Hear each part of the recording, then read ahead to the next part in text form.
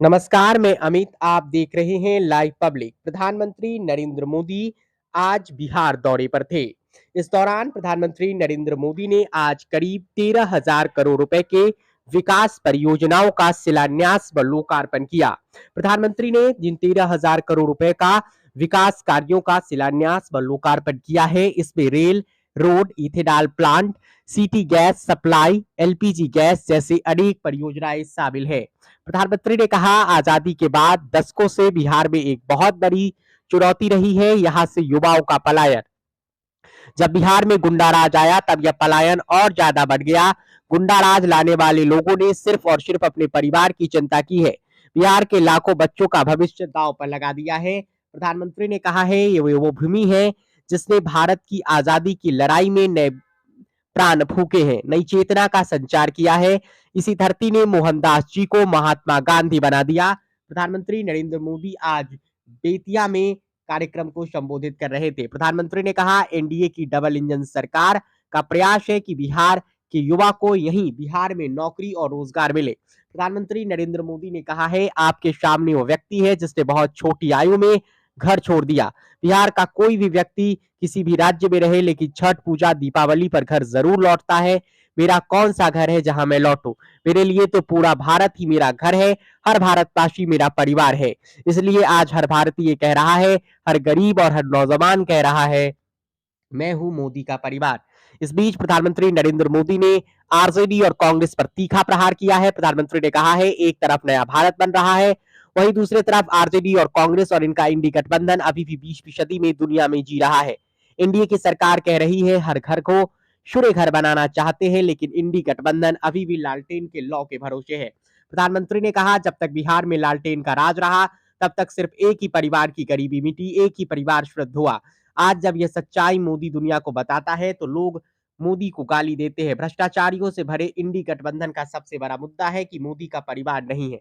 इंडी गठबंधन के लोग जिस तरह प्रभु श्री राम और राम मंदिर के विरुद्ध बातें बोल रहे हैं, ये पूरे बिहार के लोग देख रहे हैं। और बिहार के लोग ये भी देख रहे हैं कि भगवान श्री राम का अपमान करने वालों का कौन साथ दे रहा है। यही परिवारवादी है जिन्होंने दशकों तक रामलला को टेंट में रखा।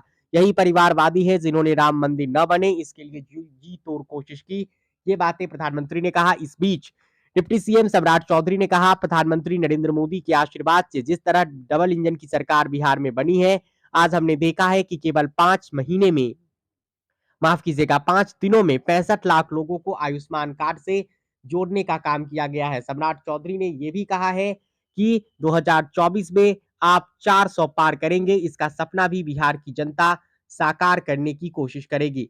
फिलहाल सुनिए आगे इस वीडियो में प्रधानमंत्री नरेंद्र मोदी और क्या कुछ कह रहे हैं। इस वीडियो में फिलहाल इतना ही। लाइव पब्लिक को सब्सक्राइब कर लीजिए। गरीबियों, एक तरफ नया भारत बन रहा है, वहीं दूसरी तरफ आरजेडी, कांग्रेस और इनका इंडी गठबंधन अभी भी 20वीं सदी की दुनिया में जी रहा है।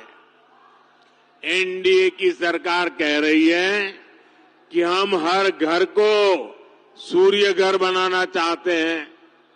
हम चाहते हैं कि हर घर की छत पर सोलर प्लांट हो, उससे वो घर भी कमाएं और उसे बिजली भी मुफ्त मिले। लेकिन इंडी गठबंधन अभी भी लालटेन की लौ के ही भरोसे जी रही है। जब तक बिहार में लालटेन का राज रहा, तब तक सिर्फ एक ही परिवार की गरीबी मिटी, एक ही परिवार समृद्ध हुआ।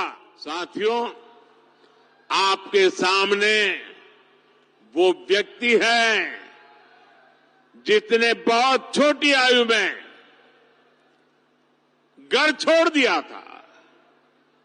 बिहार का कोई भी व्यक्ति किसी भी राज्य में रहे, लेकिन छठ पूजा पर, दिवाली पर घर जरूर लौटता है। लेकिन वे मोदी जिसने बचपन में ही घर छोड़ दिया, मेरा कौन सा घर है जहां मैं लौटूं? मेरे लिए तो पूरा भारत ही मेरा घर है। हर भारतवासी मेरा परिवार है। इसलिए आज हर भारतीय कह रहा है, हर गरीब, हर नौजवान कह रहा है, मैं हूं मोदी का परिवार, मैं हूं हम बानी मोदी के परिवार। आजादी के बाद के दशकों में बिहार की एक बहुत बड़ी चुनौती रही है, यहां से युवाओं का पलायन। जब बिहार में जंगल राज आया तो ये पलायन और ज्यादा बढ़ गया। जंगल राज लाने वाले लोगों ने सिर्फ और सिर्फ अपने परिवार की चिंता की, बिहार के लाखों बच्चों का भविष्य दांव पर लगा दिया। बिहार के मेरे नौजवान साथी दूसरे राज्यों के दूसरे शहरों में रोजी रोटी के लिए जाते रहे और यहां एक ही परिवार फलता फूलता रहा। किस तरह एक एक नौकरी के बदले जमीनों पर कब्जा किया गया। क्या कोई भी व्यक्ति सामान्य मानवी को इस प्रकार से लूटने वालों को माफ कर सकता है क्या? माफ कर सकता है क्या? क्या ऐसे लोगों को माफ कर सकते हैं क्या? बिहार में जंगल राज लाने वाला परिवार बिहार के युवाओं का सबसे बड़ा गुनहगार है। जंगल राज के जिम्मेदार परिवार ने बिहार के लाखों नौजवानों से उनका भाग्य छीन लिया। ये एनडीए सरकार है जो इस जंगल राज से बिहार को बचाकर इतना आगे लाई है। साथियों, एनडीए की डबल इंजन सरकार का प्रयास है कि बिहार के युवा को यहीं बिहार में नौकरी मिले, यहीं बिहार में रोजगार मिले। आज जिन हजारों करोड़ रुपयों की परियोजनाओं का लोकार्पण और शिलान्यास हुआ है, उसके मूल में भी यही भावना है। आखिर इन परियोजनाओं के सबसे बड़े लाभार्थी कौन है? इसका सबसे अधिक लाभ उन नौजवानों को होगा जो अभी रोजगार करना चाहते हैं, जो स्कूल कॉलेज में